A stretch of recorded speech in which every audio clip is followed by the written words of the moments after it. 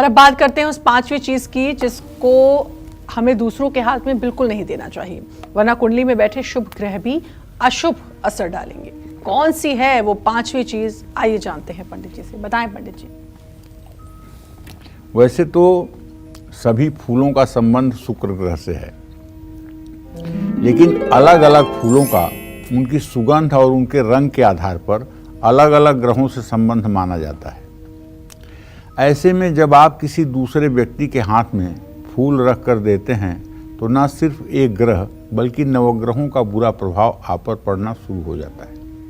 इसलिए कभी भी फूल किसी दूसरे व्यक्ति के हथेली पर सीधे नहीं देना चाहिए। देना है तो किसी बर्तन में रखकर फूल दें। मान्यता है कि जो फूल किसी ने आपको हाथ में पकड़ाया हो उससे देवी देवताओं की पूजा नहीं की जानी चाहिए। पूजा के फूल सीधे जमीन पर भी नहीं रखे जाने चाहिए। इन सब चीज़ों का ध्यान रखना चाहिए। अब आप सोच रहे होंगे कि ये तो ऐसा कह रहे हैं कि फूल को हाथ में देना चाहिए, और गुलाब का फूल तो हाथ से हाथ में ही दिया जाता है तभी प्रेम का इजहार होता है। ये कैसी विडंबना है। तो ये पश्चिमी संस्कृति है, ये हमारी संस्कृति नहीं है, ये पश्चिमी संस्कृति है फूल हाथ में देने की।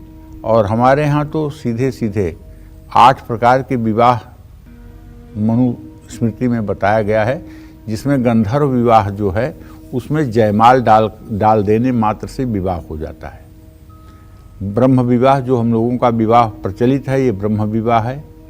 इसके बाद में गंधर्व विवाह होता है, यक्ष विवाह होता है, पिशाच विवाह होता है, चांडाल विवाह होता है, प्रेत विवाह होता है।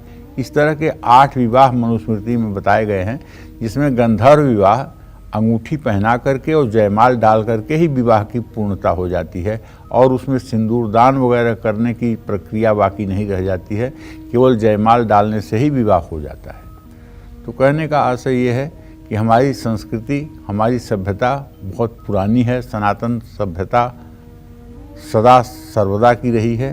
तो हमें इस बात को ध्यान में नहीं देना चाहिए कि हाथ में फूल नहीं देंगे तो प्यार नहीं होगा।